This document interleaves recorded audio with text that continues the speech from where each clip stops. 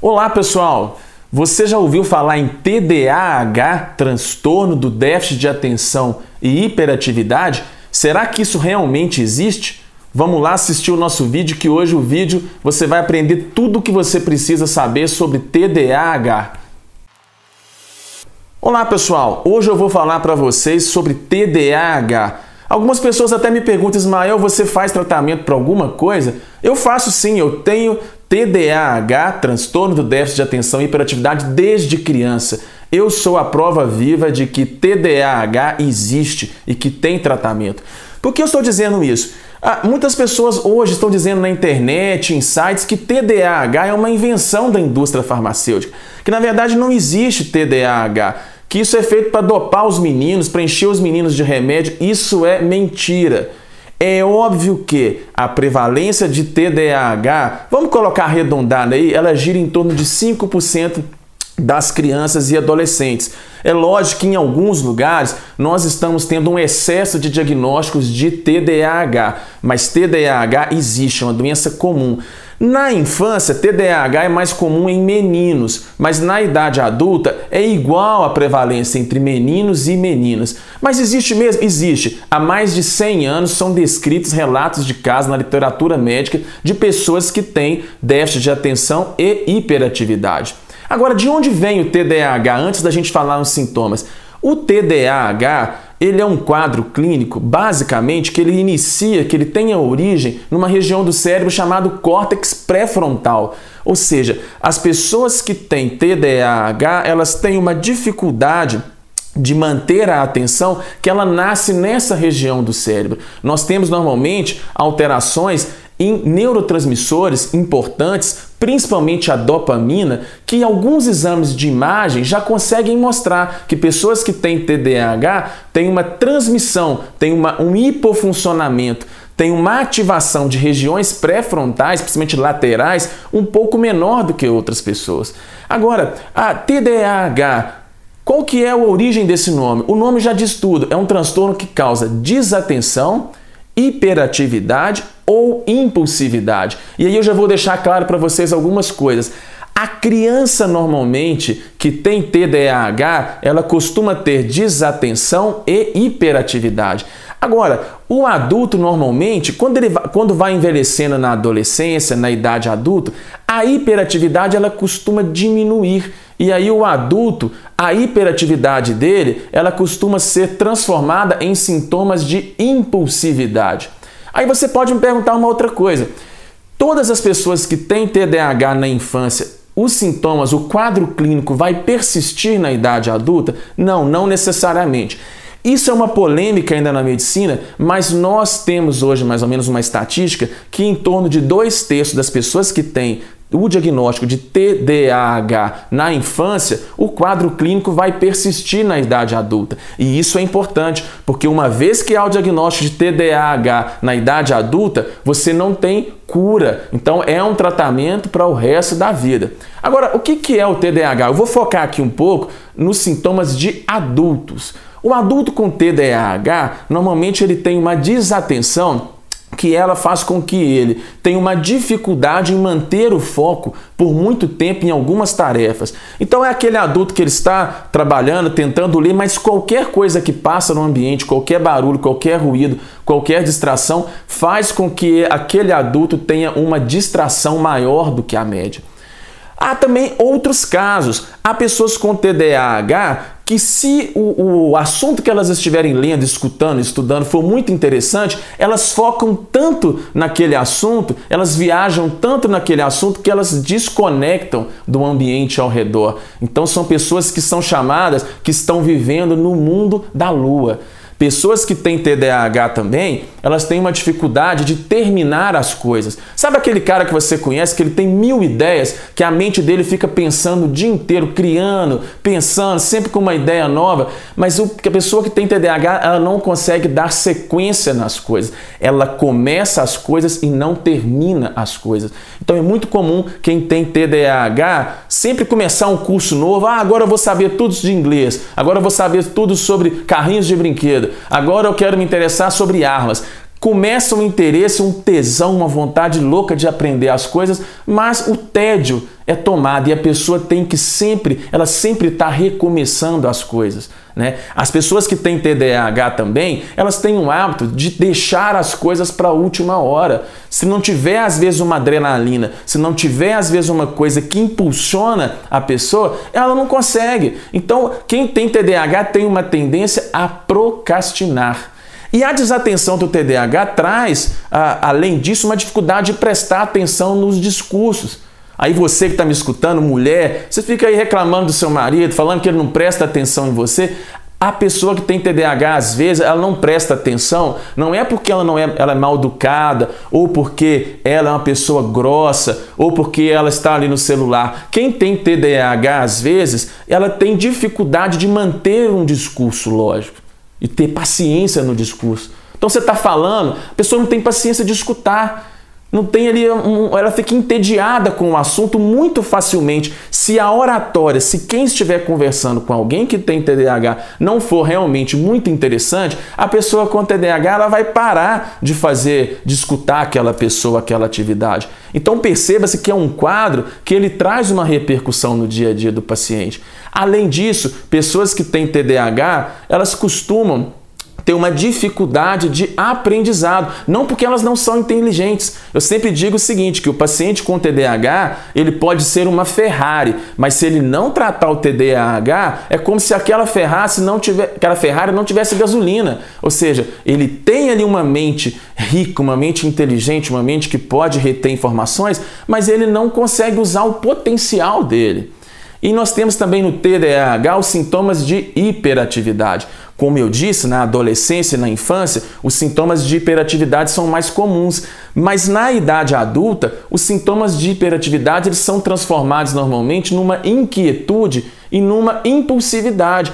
Então não consegue, está tendo uma apresentação na empresa, o cara levanta toda hora, ele está mexendo alguma coisa, as pernas ficam inquietas. A pessoa que tem um TDAH adulta, ela às vezes não consegue até assistir um culto na igreja. Se o sermão não for muito bom, se não estiver prendendo a atenção, a pessoa levanta, vai no banheiro, ela sempre está descobrindo alguma coisa para ela fazer. Além disso, quem tem TDAH gosta, às vezes, de sentir um pouco essa impulsividade em forma de comportamento de riscos. Então, há estudos mostrando que pessoas que têm TDAH podem dirigir de maneira mais impulsiva, de maneira mais inquieta. Então, sabe aquela coisa de ficar cortando os carros na BR e tal? Quem tem TDAH, às vezes, não tem paciência de esperar um pouco as coisas. Então, a TDAH ele traz algumas repercussões sociais. Às vezes, numa empresa está rolando uma apresentação e a pessoa passa como desinteressada, mas na verdade o coitado não consegue ter paciência de permanecer naquele lugar por muito tempo.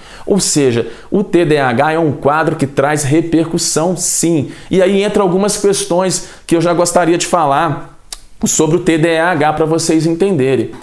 A primeira coisa, quem tem TDAH não pode ter os sintomas apenas em um ambiente. Por exemplo, se alguém tem TDAH só no trabalho e não tem em casa ou não tem na escola, esse diagnóstico ele é questionável. A rigor, nós entendemos que quem tem TDAH tem que reproduzir esses sintomas de desatenção, hiperatividade ou impulsividade em mais de um ambiente. Então não basta. Por exemplo, falando um pouquinho de criança, a criança tem desatenção só na escola, mas em casa ela foca em tudo, nas brincadeiras ela foca em tudo, nós temos que questionar se é TDAH ou se é um problema da escola. Se o adulto tem desatenção só no trabalho, mas nas outras atividades ele foca, nós temos que pensar que talvez seja algum problema relacionado ao trabalho. Além disso, o TDAH ele tem que ser separado de outros diagnósticos psiquiátricos. Por que eu estou dizendo isso? Chegam muitas pessoas aqui no consultório falando que elas têm TDAH, mas na verdade elas não têm TDAH. Sabe qual é o maior erro, a maior dificuldade diagnóstica com TDAH? São pessoas, por exemplo, que têm transtornos de ansiedade. Aí entra já uma diferença para vocês. A pessoa ansiosa, às vezes ela não concentra porque a mente dela está muito acelerada, a mente dela está muito agitada, ela está fazendo alguma coisa pensando em outra coisa. Ela está sempre antecipando algo. Então ela não consegue focar no que está aqui agora, porque a mente dela está divagando no futuro. E aí, se você tratar uma pessoa que tem transtorno de ansiedade com remédios de TDAH, você vai piorar o paciente, você vai fazer com que os sintomas de desatenção e de hiperatividade desses pacientes piorem. Ou seja, tem que tomar um certo problema diagnóstico. Outra coisa, há pessoas, eu vou falar um pouquinho sobre diagnóstico depois, mas há pessoas que têm TDAH, você não pode fazer o diagnóstico se a pessoa estiver usando droga, por exemplo. O sujeito está usando maconha, que afeta a atenção. Você não pode fazer um diagnóstico de TDAH em quem está usando maconha.